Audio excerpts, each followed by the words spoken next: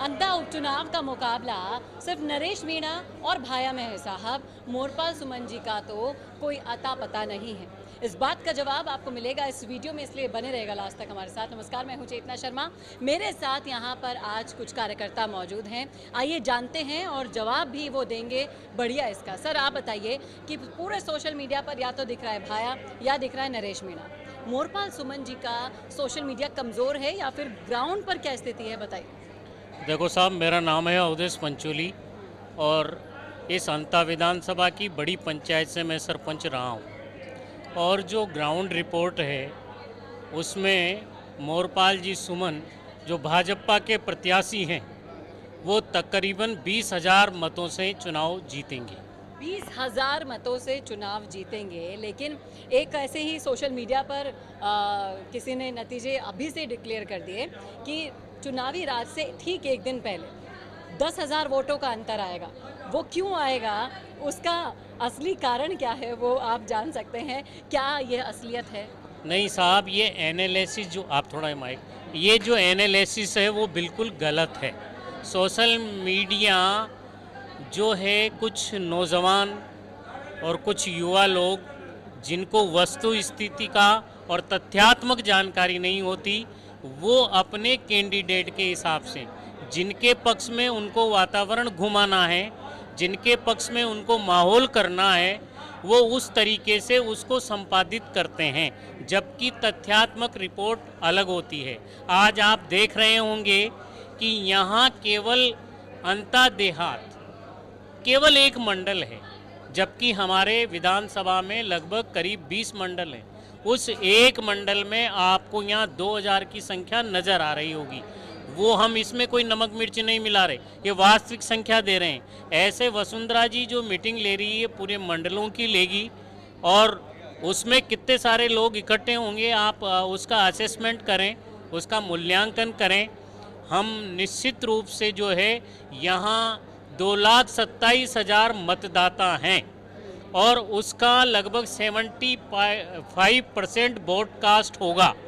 और 75% vote cast होगा, इसका मतलब ये है कि 1,82,000 वोट पड़ जाएंगे और उसमें से हम 80,000 से ऊपर मत लेकर के जाएंगे। 80,000 आएंगे यहाँ पर। आप मुझे एक बात बताइए, कहीं से खबर आई थी कि कार्यकर्ताओं में तो नाराजगी है कि प्रभुलाल सैनी जी को टिकट नहीं मिला। क्या वो नाराजगी असल में है? इस बात का खंडन मैं चाहूंगी यहाँ पर। देखो साहब, नाराजगी कुछ हो सकती है, हो सकता है वो पहले रही हो, लेकिन प्रेजेंट टाइम पर कोई नाराजगी नहीं है, क्योंकि वसुंधरा जी ने जो टिकट दिया है वो जनता की आवाज़ पर ऐसे एक लो प्रोफाइल व्यक्ति को दिया है जो बरसों से 12 के अंदर किराने की दुकान करता था और जिसको राजनीतिक अनुभव भी है। वो स्वयं 2 बार सरपंच रहा है, उसकी पत्नी भी सरपंच रही है और वर्तमान में 12 पंचायत समिति से प्रधान है। और इस गहरे राजनीतिक अनुभव के साथ साथ छोटे वर्ग से व्यक्ति आता है, उसके पास कोई ज़्यादा पैसे वैसे नहीं है, इसलिए नीचे के तबके के लोग, ग्राउंड स्तर के लोग उसको पसंद करते हैं। और हमें आशा है, विश्वास है, उम्मीद है कि हमारा प्रत्याशी अधिक से अधिक मतों से विजय होगा और हम सब ये सबसे बड़ी पंचायत का आपने रिव्यू यहाँ पर ग्राउंड रिपोर्ट सुन ली है। मैं आपसे जानना चाहूँगी भाई साहब कि जिस तरीके से कहा जा रहा है कि 2.5 साल के लिए झोली फैलाई जा रही है जनता के लिए, क्या जनता इतनी नासमझ है कि 2.5 साल के लिए किसी ऐसे व्यक्ति को चुन लेगी जो काम ही नहीं करवा पाए, चाहे से उसकी एडिया घिस जाए? बताइए मैम। देखिए, ये मुद्दा ये नहीं है कि 2.5 साल या 3 साल, ये भाजपा परिवार है और जो आला कमान ने जो भाई साहब मोरपाल जी सुमन को जो टिकट दिया है, ये एक यहाँ की जो मांग थी स्थानीय की, उसके आधार पर दिया है। और जो अन्य जो कैंडिडेट हैं उनसे जनता त्रस्त हो चुकी है। दूसरी चीज़ की जो हमारे निर्दलीय जो भी कैंडिडेट आ रहे हैं, तो वो जातिवाद के आधार पर वो अपनी राजनीति कर रहे हैं, जबकि भाजपा परिवार ये सब जातियों को एक साथ लेकर काम करता है।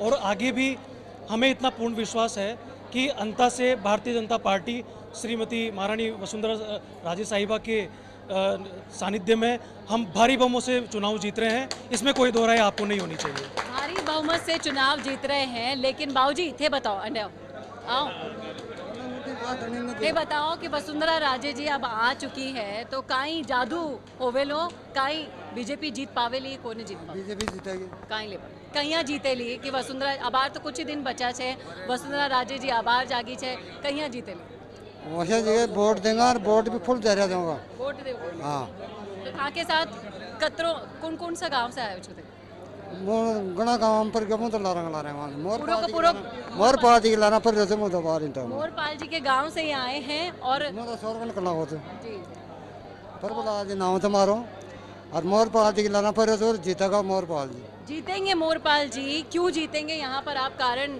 सुन पा रहे हैं देख पा रहे हैं जी बताइए आप क्या बोलना चाहते हैं। मेरा तो बीजेपी के सभी बड़े नेताओं से एक कहना चाहता हूँ कि जो जिला परिषद सदस्य में जो सीटें बिकी थी उसका उजागर करो, तब तो कार्यकर्ता मोरपाल जी को 14 तारीख के पहले जिता देंगे। उसका पता करो, सीटें भेजी थी बड़े नेताओं ने बीजेपी के ने, उसका पता नहीं लग रहा, उसका नाम उजागर करो। तो यहाँ पर कार्यकर्ता सवाल पूछ रहे हैं बड़े नेताओं से बीजेपी के। ये सवाल आप ज्यादा से ज्यादा शेयर करना ना भूलेगा। और सवाल है आपके मन में? नहीं, ये कार्यकर्ताओं को बहुत हार्ट पहुंचे मैडम, 12 की तरह कर दी। का स्वाभिमान बेचा है इन्होंने। हम दिन रात मेहनत करते हैं क्योंकि बड़ा नेता तो भाषण देके चला जाता है, लेकिन जमीनी स्तर पर हम काम करते हैं। तो ये 12 की 13 सीटें हुई तो वो किस कारण हुई? अगर उसका अगर पता लग गया ना मैडम तो मोरपाल जी 11 तारीख के पहले जीत जाएंगे मैडम। हाँ, उसका कौन है वो? हम बहुत परेशान हो रहे हैं इस चीज से। हम गांव में वोट मांगने जाते हैं, हमको जलील किया जाता है कि हम आपको जिता भी दे तो किस कारण जिता दे, आप आदि कांग्रेस में बैठे हो। ये हमारे सामने मुद्दे आ रहे हैं मैडम। ये एक बहुत बड़ा सवाल यहाँ पर इन्होंने उठा दिया है। ये वो मुद्दे हैं जो जनता के बीच में कार्यकर्ता लेकर आते हैं, जिस मुंह से जाते हैं वैसे ही उन्हें धक्के मारकर निकाल दिया जाता है। ऐसा बर्ताव इनके साथ किया जाता है, सवालों की बौछार इन पर की जाती है। इन सवालों का जवाब संगठन को देना होगा, सरकार को देना होगा। इसलिए इस वीडियो को ज़्यादा से ज़्यादा शेयर कीजिएगा। आप बताइए कोई है यहाँ पर कि कोई और पंचायत से आया हो, दूसरे गांव से आया हो और बताना चाहे कि क्या माहौल दिख पा रहा है आपको अभी बीजेपी से। यहाँ पर मेरे साथ जितने भी कार्यकर्ता हैं उनके साथ साथ महिलाएं भी मौजूद हैं और महिलाओं से मैं जानना चाहूँगी कि ये किसको अपना पक्ष देने आई हैं, किसको वोट देंगी। आप घूंघट के अंदर से अब आवाज़ सुनेगी, किसकी सुनेगी अभी पता नहीं है। जी माता जी, वोट देवला थे? कुन्ने देवला? मोरपाल सुमन ने देवला। क्यों?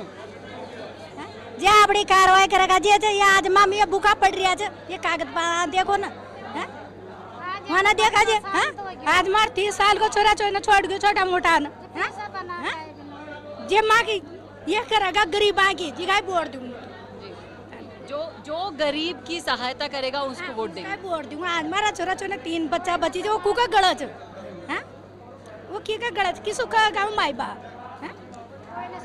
कोई ना सुनाई भाई अपन आया अपन जन सुनवाई करवा तो आपने वसुंधरा जी का पक्ष में आया तो वसुंधरा जी का पक्ष में आया तो मान लो वोट बीजेपी में देना था अपन, आप लोग काम वसुंधरा जी करेगी।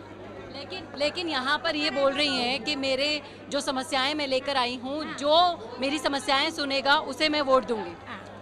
मेरी समस्या सुना गाना जी का वोट दूंगा। मैं तो बस मारा छोरा छोरी की मारी सुना गाना जी का वोट दूंगा। तो घूंघट के अंदर से जो आवाज आ रही है उसको सुनिएगा आप। जो इनकी समस्याओं को अपना पर्सनल समस्या समझकर सुलझा देगा उसे ही वोट मिलेगा। आप भी कुछ कह रही थी, अब बोलिए। चेहरा नहीं दिखेगा आपका, घूंघट में आप अपनी आवाज को जोर से बोल सकती हैं, दिखा सकती हैं। जिसको भी वोट देना चाहती हैं, क्यों देना चाहती हैं बताइए जी। कहो ना, पूछो ना, क्या पूछ रहे हो? मैं तो गला भी करा। मैं आपसे ये पूछ रही हूँ कि आप यहाँ पर बैठी हैं, आपको पता है क्या माहौल चल रहा है, वोट आप देने वाली हैं, किसको देंगी वोट? हम बीजेपी को वोट देना चाहते हैं। बीजेपी को वोट देना चाहते हैं।